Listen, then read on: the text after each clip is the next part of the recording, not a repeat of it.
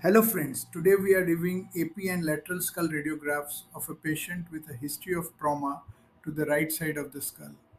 At first glance, the calvarium appears largely intact and there is no obvious depressed skull fracture visible on these plain radiographs. However, the study is mildly limited by motion artifact, which slightly reduces image quality and may obscure very subtle fracture lines. Careful inspection of the right parietal region, particularly near the sagittal suture, reveals a subtle linear lucency. Interestingly, a faint corresponding line can also be appreciated on the lateral projection. This raises an important radiologic question. Are we dealing with a true non-displaced linear fracture, or could this represent a normal vascular groove, accessory suture, or simply a summation artifact? There are a few features that favor the possibility of a subtle fracture.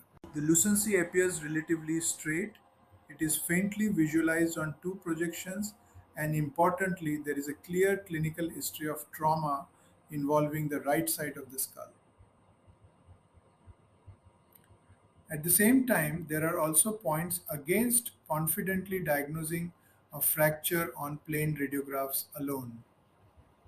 There is no skull depression, no obvious cortical disruption, and no appreciable soft tissue swelling identified. In pediatric patients especially, normal sutural markings and vascular grooves can closely mimic fracture lines, particularly near the sagittal suture. Therefore, the most appropriate radiologic interpretation would be questionable sublinear lucency in the right parietal bone near the sagittal suture. Possibility of a non-displaced linear fracture cannot be excluded. This case highlights an important principle in trauma imaging. A normal or equivocal skull X-ray does not completely exclude occult skull fracture or intracranial injury.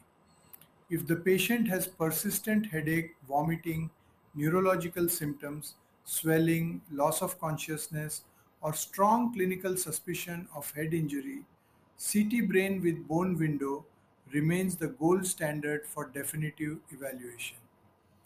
Overall, the likely clinical impression in this case is either a subtle non-displaced linear parietal fracture or soft tissue scalp injury without definitive radiographic evidence of major bony disruption. Careful clinical correlation and follow-up imaging, when indicated, are essential. This is an excellent example of how subtle findings near cranial sutures can become an important diagnostic challenge in radiology. Thank you.